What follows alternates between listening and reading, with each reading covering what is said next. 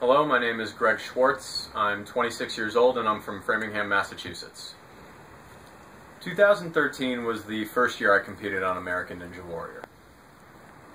It was the first year I'd felt ready, even though I'd been watching Sasuke since 2007, but back then I weighed 225 and was severely out of shape. Watching an awesome event like Sasuke made me realize that unless I got healthier, I'd never be able to enjoy something like that, even if Americans could compete one day, so I rededicated myself. In the fall of 2012, when I moved back to school, there was a rock climbing gym near my apartment, so I ended up taking one look at the gym and said to myself, this is the year. I trained passionately from August to March, submitted my application, and ultimately wasn't chosen to run the course. So I flew to Baltimore to try and walk on. Trying to walk on in Baltimore was an experience. Police kicked everyone out the first night, so I slept on a hill beside the course. Eventually I got clipboard number 18, which got me bib W70, neither of which got me on the course after a monsoon canceled the first night of filming. To say I was disappointed would be an understatement. My mother picked me up at the train station, and all she said to me was, there's always Miami or Denver.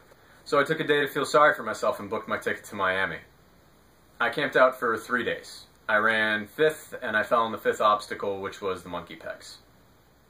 Competing in Miami was amazing. 5.5 years of hard work had meant something, but it still wasn't enough, so when I heard that production needed testers for the national finals in Vegas, there was no way I wasn't going.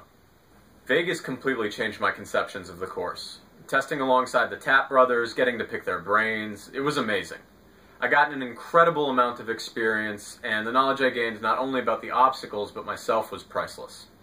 I got back to Massachusetts and started training for A&W 6 immediately. Unfortunately, in July, I was at fellow competitor Mike Ciardi's backyard course, and I had a bit of an accident. Oh! My finger was broken at a 14-degree angle, and I ended up with 2 pins in it. The doctor actually said that I didn't have to have the surgery, but the only thought in my head was, how am I going to do the cliffhanger if my finger is crooked? What's it going to be? Like, this be a treacherous way to cross the 7 seas. Arr! Yar, there be sharks in the deep! Or something like that. Rebuilding my hand strength was brutal, but I did it. I built my own salmon ladder, an ultimate cliffhanger, and I cleaned up my diet. When I competed in Miami and tested in Vegas, I weighed 172, which is just too much for a guy like me who's 5'8". Now I'm down to 150 and in the best shape of my life. For me, Ninja Warrior is more than just a goal. It's a way of life. This show means the world to me. To be the first American Ninja Warrior, I get choked up just thinking about it. I'm not going to be an Olympian or play professional sports.